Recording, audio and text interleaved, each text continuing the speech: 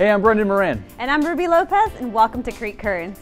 This month we're checking out the library's first large-scale exhibit that's all about the Civil War and the leadership of Lincoln. Plus, we'll head over to the Bedford Gallery at the Lesher Center to see their new photography exhibit, Broadway Revealed. Now, you know, stunning photography isn't the only thing you can see at the Lesher Center. I recently saw some classic theater getting the attention of some new, younger fans.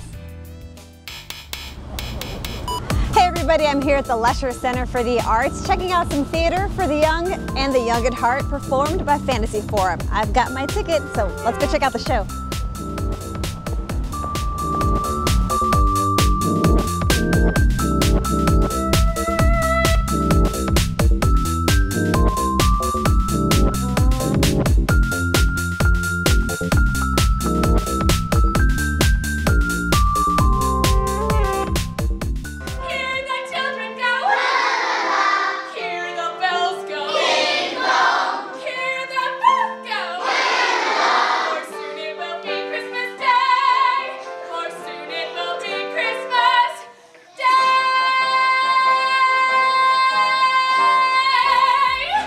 Now talk to me about Fantasy Forum. This has been running for, what, 40 years? Long time. We started it in 1970 to kind of bring adult actors into the family theater world, the children's theater world. So instead of young people playing kings and queens, I've got really the best actors around playing these and turning these stories into magical experiences for the audiences which we tout as young and young at heart. Yeah, absolutely. Now, I enjoyed the show, so I can tell you firsthand that it's not just for the young, definitely the young at heart. It was great. Well, we try to kind of keep the parents entertained, the older young people entertained, because we play the shows on different levels. So there's little comments that the characters are making that we write in, that we sort of improv during rehearsal, and so they become part of literally the script. This particular show, The Biggest Gift, we wrote in 1985 and has been running strong ever since. So it's a fun show. Wow, so there's a lot of adaptation, because I heard a lot of like current pop culture things inserted into there. And we listen carefully, and we try to, you know, a few of the dances or some of the dances that are current right now, and the comments are all definitely. We try to stay as current as possible with the script.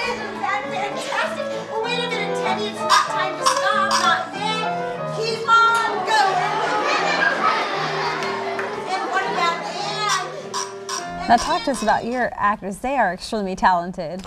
They are the best of the best, and not everyone can be a Fantasy Forum actor, because you not only have a script, so you're a performer because you can follow lines and blocking and all of that, but they also have to listen to a brand new character every time they do this show, and that is the audience. So they have to listen very carefully to the audience and react to the audience, and with ad-libs, driving the story the right direction, to kind of keep things rolling. So the actors have to be writers, directors, they have to listen to the audience, listen to themselves, and hopefully they all stick together and are going down the same trail. But it's a lot of fun. The boys and girls told him that they did write letters to Santa Claus. Isn't that right, boys and girls? Yeah! Are you sure you sent your letters to the North Pole?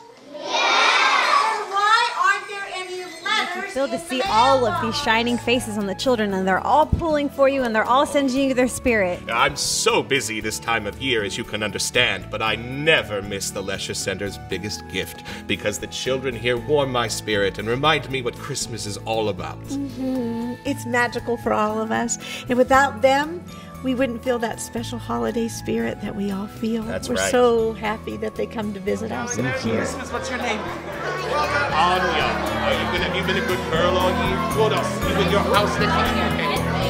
Bye-bye. Merry Christmas. Have you been good all year? What was your favorite part about the show? letting them save Christmas. Watching them save Christmas. Now, how cool is it to be able to act out with the actors, right? That was like really cool. You know, I want boys and girls to be able to come back to the theater and enjoy it, whether they're seeing, you know, any production here at the Lesher Center or anywhere else. Yeah. This is their start.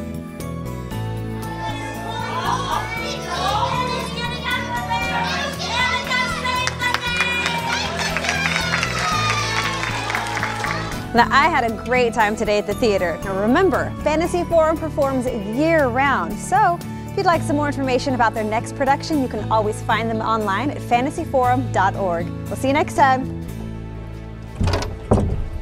Now, the Fantasy Forum's next production is Jack and the Beanstalk, happening in mid-March. If you'd like some more information, just go ahead and visit their website. And theater lovers have a great opportunity that's also happening at the Lesher Center. Photographer Stephen Joseph's new exhibit that's all about the behind-the-scenes world of Broadway is up at the Bedford Gallery. Take a look.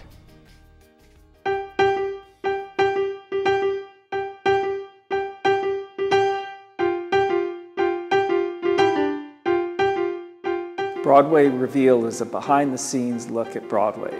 So it's the set designers, costume designers, lighting designers, sound designers, the guy that makes the shoes, the shops that make the costumes. It's everything that it takes to produce a Broadway show.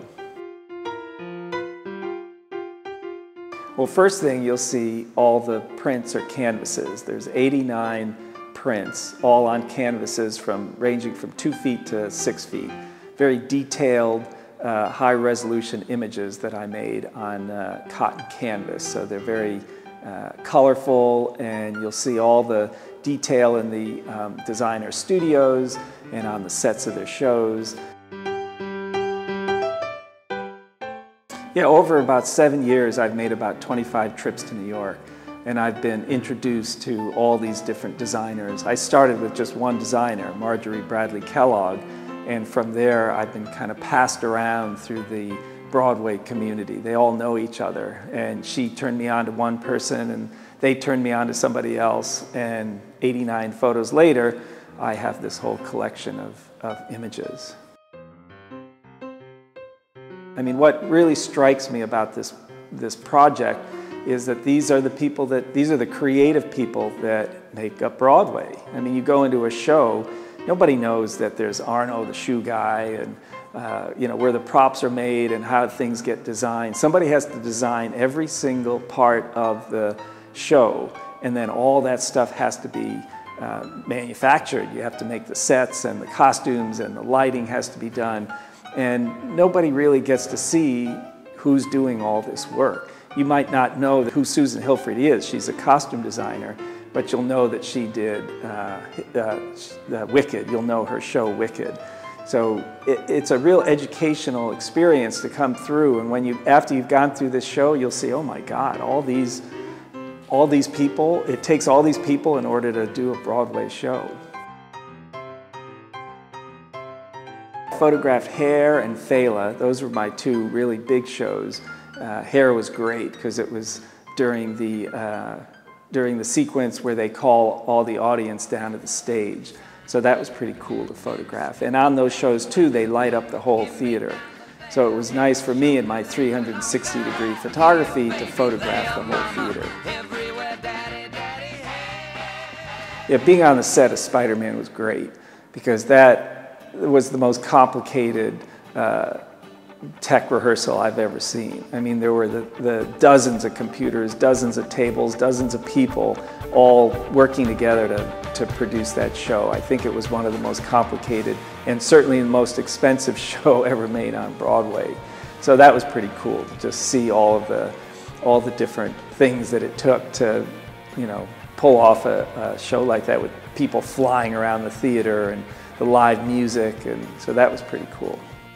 Yeah, this has been a quite different project for me, although I have done an artist series around the Bay Area, so I have been working on artists within their studio spaces, so I have been doing this type of format, but most people know me from my landscape work on Mount Diablo, and I'm out hiking around and photographing, and I've switched from trees to Broadway designers, so it's quite a quite a switch. And it's fun for me to be in the theater photographing. It's fun for me to be dealing with people. Trees don't talk, they don't move, they don't complain. Where the people have been, it's been quite a series, you know, getting in touch with people, finding them in their studios. These people travel all over the world. They're all pretty busy. So getting in touch with people, getting into their studios, dealing with them saying, okay, you've got 7 minutes to take this photograph, or 15 minutes before a show starts. So there's been a lot of constraints on each photograph of you know, what I need to do in order to produce the photograph. So that's been challenging, and it's been different, but I love it. I've been photographing for 49 years. So I've done everything: landscape, people, oceans, mountains, deserts. And it was really nice to have a project focused in New York. I love New York. I like going there. I like the food. I like to be in New York. So this was a great opportunity to be there, meeting all these people.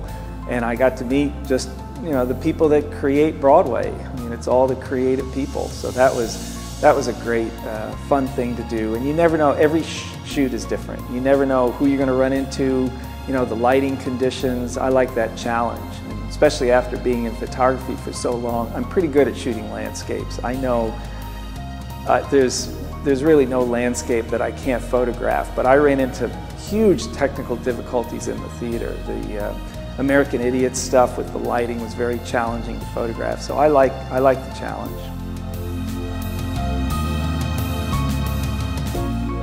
Broadway is a huge draw. I think it's one of the biggest, it brings people in from all over the country. And you know, we have Broadway shows that come here to San Francisco and the Bay Area and Las Vegas, but you might get 1 or 2 shows at a time, where in New York you have dozens of choices. You have all the off-Broadway, you have all the Broadway stuff. It's the center of the universe, I think, as far as theater goes, and everything is there. Everybody's there, and it's, I think it's very exciting. And the great theaters, the theaters are beautiful in New York. They're all these old, restored theaters, and a lot of them are really gorgeous.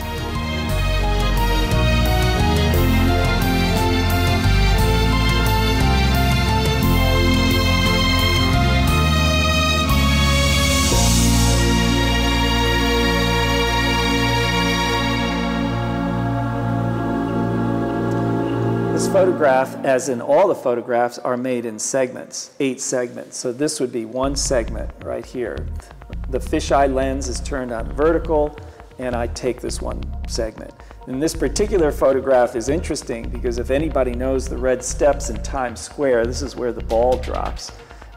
These are covered with hundreds of people all day and night long. And this shot was taken one night after a show about 10 o'clock at night. It was around 10 degrees. And there were probably 200 people in this photograph. And I photoshopped out all the people. I took many, many photographs. If this was the section, I might have taken 25 photographs in this one section. And as somebody standing right in front of me would take a step to the left or right, I would shoot a photograph. And then all those photographs are layered up in Photoshop. And I also put in my own billboard up here. If you see behind the curtain billboard, I'd never be able to get a billboard in Times Square, so I stuck that in myself.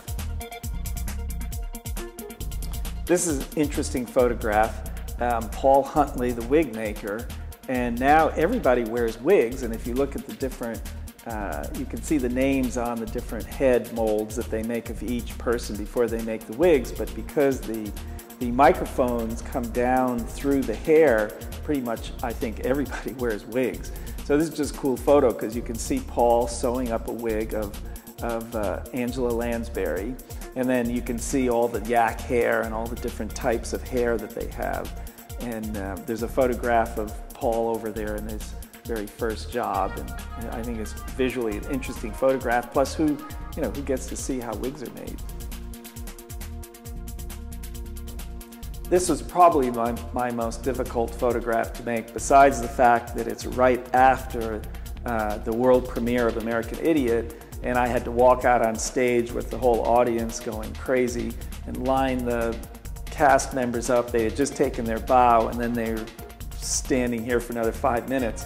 But it's made up of many, many photographs. You can see the light There's an exposure for the lights, an exposure for the stage, an exposure for the people, an exposure for the shadow of the theater. Each different part of the photograph has a different exposure, and then along with the different segments, those have to be layered together. And this is also a very tense moment to walk out on the stage with a whole audience, you know, a whole stage or a theater full of people, and not make a mistake. But I think the photograph came out great, and it captures that excitement of here's the world premiere of American Idiot, and the actors are all beaming and the audience are all going kind of crazy after seeing such a great show. It's pretty neat to see people looking at the photographs. So far it's been people are really interested in Broadway, and they're interested in the people that make up Broadway, and everybody seems to like behind the scenes. So it's very cool to be walking around looking at people, looking at the details in the photographs and noticing that in the Chicago photograph, for instance, of William Ivy Long, the costume designer, there's only 4 actors, 4 dancers in the photograph, and yet it looks like there's around 20 people, and nobody seems to notice that. I've used the same 4 people over and over in the photograph. So I kind of like seeing what people notice and what they don't. And these photographs are kind of brain teasers. They're, you know, 360-degree view. The left side meets the right side, and I've flattened out space, so I like looking at people. I like their confusion, not quite being able to realize, you know, how is this made? I like the illusion of it. Theater is such an illusion, and it's fun to work with imagery that also is a bit of an illusion. These photographs are taken over time. They're not snapshots. They're not a photograph that happens in an instant. It's a photograph in some cases that have been taken over an hour or more.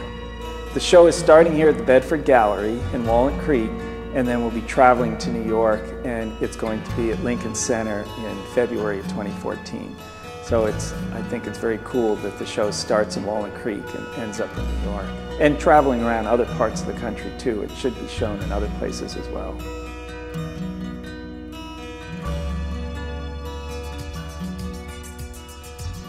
If you're a teacher in the Contra Costa area and would like your students to learn more about the technical aspects of theater and storytelling, you can visit the Bedford Gallery online. Their school tour program is a great opportunity for kids K through 12. Now I found another amazing opportunity to learn all about a guy that's getting a lot of interest lately, Abraham Lincoln. Take a look.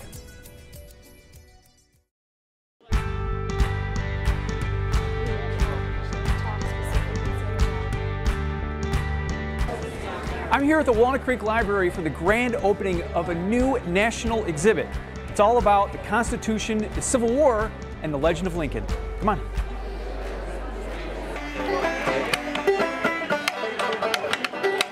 Is that the Gettysburg Address? Yes, it is. I'm here with Kristen Anderson of the Library Foundation, and she's going to tell us what we can see. But first, this is a big deal for Walnut Creek because this is the first stop of all the Bay Area cities, right? Correct. This is a traveling exhibit from the American Library Association and the National Constitution Center, funded by the NEH. It's traveling around the country for 4 years, which was the duration of the Civil War. There's different versions, and this is the first time this has been in the Bay Area, so we're very, very excited to have it here. So what can we expect to see? There's panels that explain the different things happening around the Civil War and Lincoln's struggles. And also there's a video that goes over the Civil War in 4 minutes. Tonight we have an open house with this Abraham Lincoln reenactor. The Walnut Creek Historical Society is taking their area of the library and putting out special mementos and things from that era. So people can come here at any point and see the exhibit, but there's other events too, yes. Right?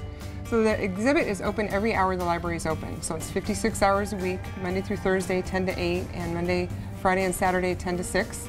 And there's programs starting in January. We have Kevin Starr at the Lesher Center. There's even fun things for kids. There's a sing-along at the end of January, or the end of December in the library. And we also have a Lincoln impersonator who's coming to do a program. And so we're trying to make it just family-friendly, something for different ages. We just want people to come to the library and kind of revisit this really important time in our country's history.